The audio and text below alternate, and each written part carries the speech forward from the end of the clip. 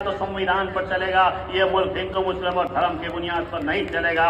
वह रुकने पार्लियामेंट है जो वक्त के वजीर आजम नरेंद्र मोदी और अमित शाह की आंखों में आंखें डालकर बात की और उन्होंने आज संविधान की बात करने वाले हैं।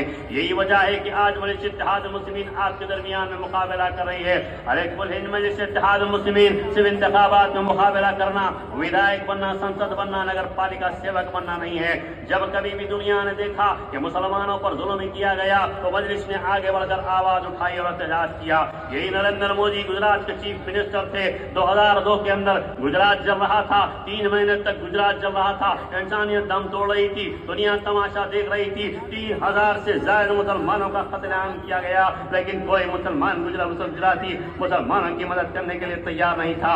यही बैरिस्टर असदुद्दीन ओवैसी साहब थे, 12 लाख की दवाएं लेकर सरजमीन गुजरात को पहुंचते हैं। वहां नरेंद्र मोदी के सरकारी दवाखानों के डॉक्टर, इनके जिस्मों में नौजवान में गोलियां लगी थी, उनके गोलियां निकालने की बजाय उनके हाथ और पैर काट रहे थे। अवैसी हॉस्पिटल के डॉक्टरों ने उनकी टीम जाकर वहां पर ऑपरेशन की। वो माएं और बहनें, इनकी असमतें लुट चुकी थी, कोई दीवारों को तक रही थी, कोई आसमानों को घूर रही थी, कोई उनको इज्जत की चादर उड़ाने वाला नहीं था।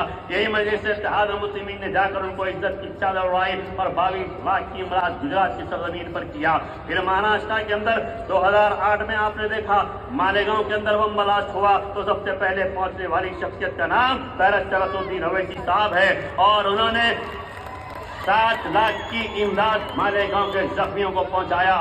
पूर्णा के अंदर बम ब्लास्ट हुआ, जालना के अंदर बम ब्लास्ट हुआ तो सबसे पहले पहुंचने वाली क्यादत का नाम बैरिस्टर असदुद्दीन ओवैसी साहब है।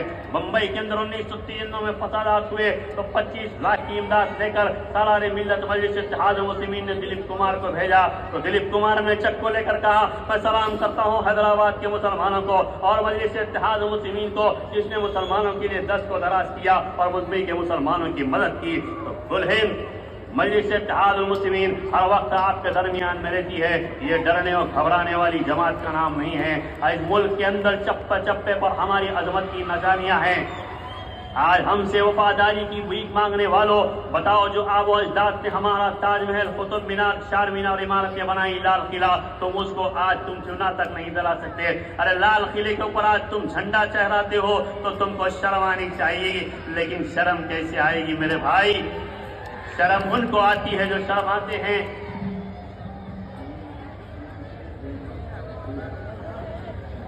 शर्म उनको आती है जो शर्माते हैं। ये तो ऐसे बेशर्म है कि शर्म इनसे शर्माती है।